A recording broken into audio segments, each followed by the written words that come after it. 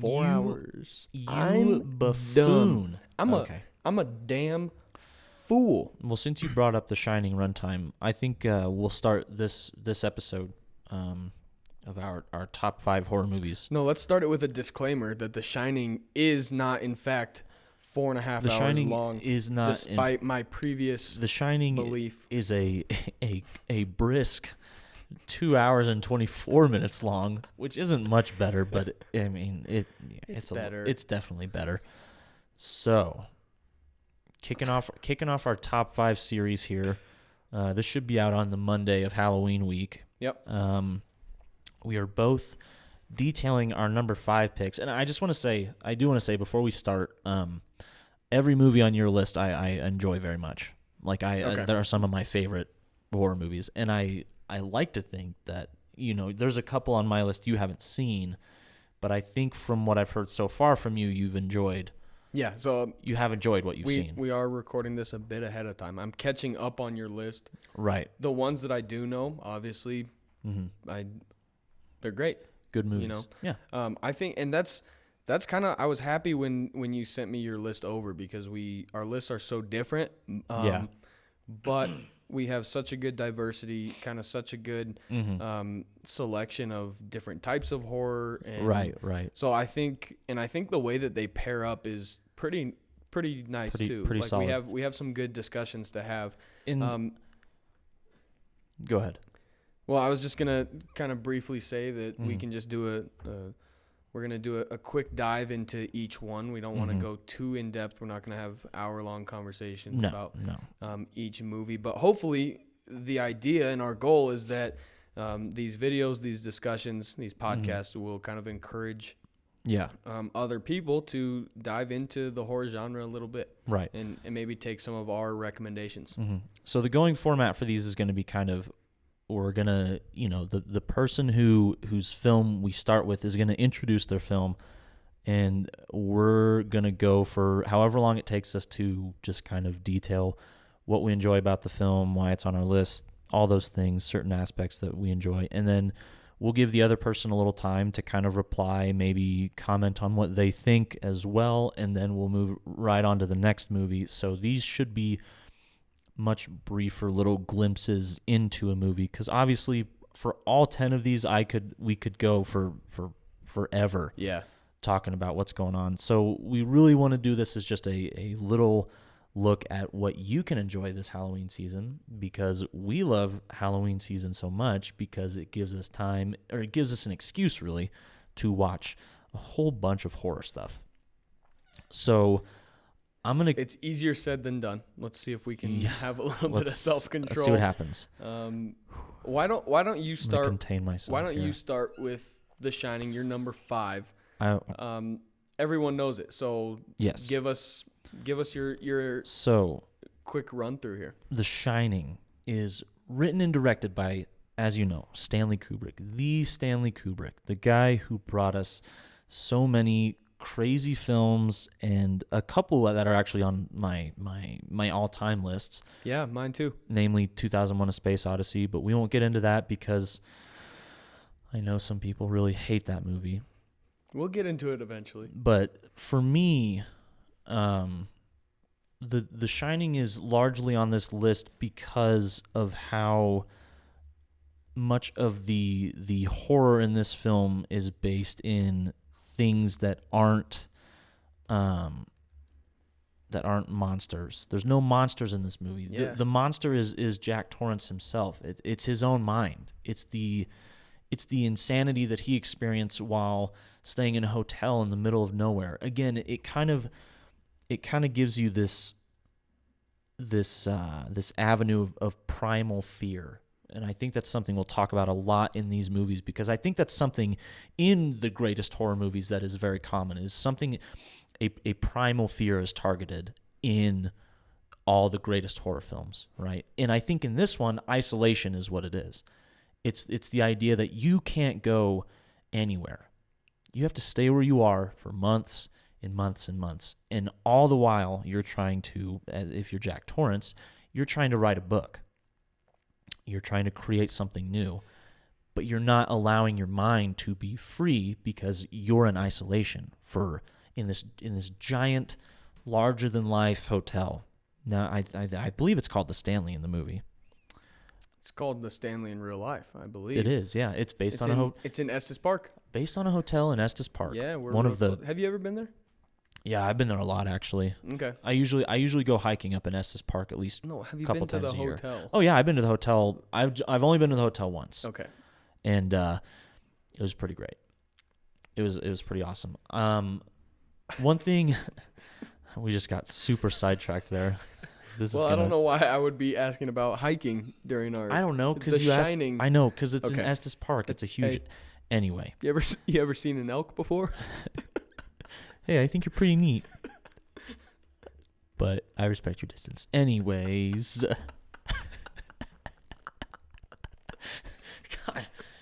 God. Okay. One of the other reasons The Shining is on this list for me is I think Jack Nicholson in a lot of ways, and he did this as well in One Flew Over the Cuckoo's Nest. He portrays kind of this fractured mind so well. Like it's not hard to kind of understand why he's going crazy, but to see Jack Nicholson do it, he has this kind of crazy look to him in general. It's kind of easy to understand the insanity, but then to see it through his portrayal makes it even like it adds a layer to that character, because I don't think many people can act like Jack Nicholson does. He's, I think for sure, one of the most off the wall actors that's ever been in the game. And to have him play this character the way he did, to see the mixture of these dead eye stares mixed with this, this fierce rage by the time the film concludes, it was so easy to kind of latch onto his character from the very start. And the last thing I'll touch on why I truly love this film so much, why it's on my list, is because I love the idea of psychological terror, things that are for sure in the mind, but I also love to be kind of confused a little bit. That's one thing I love about horror, is sometimes there can be things that happen that are so below the surface. Like the final shot in this film opens up a Pandora's box of what could possibly be happening at this hotel, but you're never explicitly told. There are a lot of things that happen in this movie, as a matter of fact, where you're never really explicitly told what's happening. You just see it unfold, and you kind of have to figure out what the hell is going on pretty much for the last hour of the film. Like well, when you're kind of unaware of the driving force. Right. Whatever that presence is. Right. Right. It's so unknown throughout the whole movie, and it's really never delved into. You just kind of have to go on the ride that this film takes you on, and then at the end kind of try and decipher the minimal pieces that it gave you to kind of figure out what it might be. Mm-hmm. That's one reason why I love this film so much, because I love getting the shit scared out of me, and then at the end going, okay, what is the creator trying to tell me right now? What am I trying to be told in this moment? I think that's one of the best things about The Shining, is there are so many small details that you really have to pay attention to, and you don't have to really think about them until the movie's over. And that's a great feeling to have, to be like, I can sit and enjoy this ride, and then I can figure out what's going on. And that's why The Shining is number 5 on my list. Yeah, and I do have a few comments on that before we move over to Hush. But listen, The Shining is a classic in every sense of the word. But it's kind of, I like what you were saying about Jack Nicholson playing this kind of fractured mind, and the idea of isolation, I think, is so scary because of what we see in this film. Mm-hmm. We are inherently afraid of reaching our breaking point, and we are inherently afraid of maybe what we could become under the most unfortunate circumstances. But it also explores the idea from the idea of, or from the viewpoint of the family. Now we know, of course, the son has his own kind of whatever you would call psychic. He shines. He shines, right? As they say. He has these visions from the past and the future, but the idea also of someone that you know and love and trust the most falling off so badly that it begins to hurt your family, that it begins to that he delves into violence and terror. Right. There are so many different aspects of this movie and so many different avenues that fear can kind of be explored. When this movie came out, it was advertised as a masterpiece, and I think to this day that still stands. Yeah, 100%. And it spawned one of the greatest horror sequels we've seen in a long time, Dr. Sleep. Have you seen that? Hey, that's actually a pretty good transition here, because it is a Mike Flanagan movie. It is a Mike Flanagan movie. Nicely done. We might love Mike Flanagan. I don't see how you couldn't. If you're a horror fan? True. 100%. Now, okay, the guy who brought us, first of all, and hopefully everyone listening to this has seen it by now, Haunting of Bly Manor just came out. We saw Hill House, which was a masterfully made horror TV show. I would say arguably it is a horror masterpiece, regardless of the fact that it's a TV show. Correct. But under the confines of a TV show, it's probably the best TV series ever made. I'm just saying. I'm not. Yeah. You know what? I know it's. There are very few that come close within the genre. Like, I mean, the closest comparison you could probably make is American Horror Story. And there has never been a season of American Horror Story that I think has come relatively minutely close. And to Flanagan did it on try number 1 with Hill House. Yeah. But number 1. He's also the guy that made us afraid of Ouija boards. Yes. He brought us Gerald's Game, kind of uncovering with Ouija. The first Ouija movie was utter shit. Yep. Horrible movie. Yep. Ouija Origin of Evil. Pretty badass, dude. It was such a I remember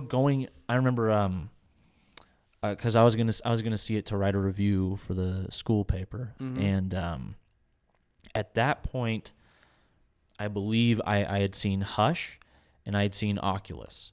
Yeah. So I knew Mike Flanagan by name. I knew he had directed a couple movies that I really liked, and I thought the first Ouija was so terrible, but they got Mike Flanagan to co-write and direct the prequel to this movie. Like, I was almost confused. I was like, oh, is this gonna be a good movie? And then it came out, and it was probably the best horror movie of that year. Like, it was damn good. It was a good movie. And it just speaks to how well he treats the genre. And I think he knows it in and out. And yes. So let's not get we talked enough about what Mike Flanagan has done. Now let's focus on the reason why we are here, which is Hush. Hush. Now, I understand why Hush may not be at the top of everyone's list. It's relatively unknown. It's considered in his canon. It's relatively minor, right? I mean, because it didn't have a theatrical release, largely because it was just straight to Netflix. Yes, it was straight to Netflix. It came out at South by Southwest. It had a budget of like $1 million, which if you watch it, you understand why. It's not necessary. But once again, we have, and I didn't even think about this when we were pairing up our movies, we have a writer in isolation. So she's living in the forest and she's deaf. Now, obviously, most people do not know what it's like to be deaf, but we understand what it feels like to be trapped. And that's where we find her. There is this masked killer that shows up at her window, and she's basically being hunted in her own home. But it's almost like he is playing a game. He's torturing her to a degree, but it's that fear of she doesn't know where he's coming from. Obviously, she lacks one of her main senses. Right. She has no way to get help. She is completely isolated in the place that she is most comfortable, in her own home. And this monster, so to speak, he's a real person, a very tangible. Right. He's real. He's just he's such a tangible. Tangible is a perfect word for that. I guess I didn't even need to keep trying to come up with words. No, tangible is great. You nailed it the first time. He is tangible. And this movie is very well edited as well. With it plays on her deafness throughout the film to kind of show us what that experience. Little technical note: Mike Flanagan also edited this movie. Well, there you go. I guess the guy is just a freaking all-star. Okay. But the premise of this movie is so simple, yet the idea of being isolated, the idea of being afraid in the place that you should be most comfortable, the idea of someone you don't know coming after you. I mean, I think we've all had kind of that fear of like home invasion or like being attacked in our bed or in our house, and people go to great lengths obviously to protect the places and the people that they love most, and this movie brings that fear home. It's just as much a thriller, I think, as it is a horror movie. Right. But I think that it really plays on fears that everybody innately has, and the kind of desire to once again protect the places that should or being in the places that should be protecting us. But what happens when there is no more protection, when there is no one around to help, and you're stuck with a guy at the door who wants to to kill you, I guess. And I mean, it's odd. I think it's as much about the game of just messing with her as it is about actually killing her. Exactly. And getting and this killer getting to know his prey. Right. I suppose. I think one probably my favorite thing about this movie, one of the senses that horror always seems to touch on is what you can't see. Yeah. What's happening in the dark that you can't see. In this entire movie, you see everything. Yeah. You see everything. Everything is lit up. They're in a house. The lights go off and things are dark, but you can still see everything. It plays on a fear that people don't quite understand is, what if you can see everything but you can't hear nothing? There is no sound, but you are seeing everything unfold anyway. It's a great kind of it just kind of subverts a genre norm of going, instead of not being able to see anything, let's just make everything quiet. Let's just turn the sound off, turn the sound down. It's such a wonderful little subversion, and I think Flanagan does this a lot in his movies. There are so many directions he takes his story that are great little subversive ideas they're ambitious, and I've yet to see it not really work. Yeah. And for me, I think for Hush, I think that's why Hush is so like I think it's a Flanagan film that more people should know about, because I think it is one of his most complete movies. I think all of them are pretty close to fully complete, but this one takes so many alternate routes that horror movies don't take. Right. Well, and it's not just about being held back by your limitations. It's also about pushing through those limitations for the sake of survival. right? And that's something that you can't really experience unless you are put in that situation. And I have not been, but the film goes such a long way in showing how our main character, I think her name is Maddie, has to really push through every limitation that she has, which Dang it. Yeah, good going. Sorry, I tried so hard. Her name is Maddie, by the but way. Those limitations that she's pushing through are also what she, in a way, is most afraid of. Right. Dude, I think we did it. Yeah. What's our time? 21 minutes. Nice. That's right about where we wanted it. So, let's cut it there then. I'm sure we could continue talking. You wanna take them out? Let them know what's going on. I do want to take them out, but I don't have our list pulled up, so I don't remember what we're doing. Tomorrow. This is day 1 of an entire week of our top 5 each. Our top 5 horror films each. We're gonna be doing pretty light discussions like this one. Yeah, comparing them side by side. We're aiming for about 20 minutes, so we actually nailed it this time. You're welcome. Like, come on, how can we do better? What can we do better? So tomorrow, tell them what they're gonna hear tomorrow. Tomorrow we're gonna be talking about Sinister and Alien, both films that we actually talked about in our kind of preview leading up to this last week. We touched on them just briefly. If you have not seen them, go watch them tonight. Maybe keep the lights on, but we will talk about them tomorrow. Definitely for Sinister. If you're younger, Alien, dude, I had to leave the lights on after Alien. And they were in a spaceship in space. And you're not. And I'm not. I'm in a house. That alien, the xenomorph. Anyway, you'll hear about it next week. So until then, be sure to subscribe, hit the notification bell, leave us some comments, like the video. We appreciate all the support we can get. Thanks, guys. Done. Nailed it. Dude, I don't know if I have the energy to do one more.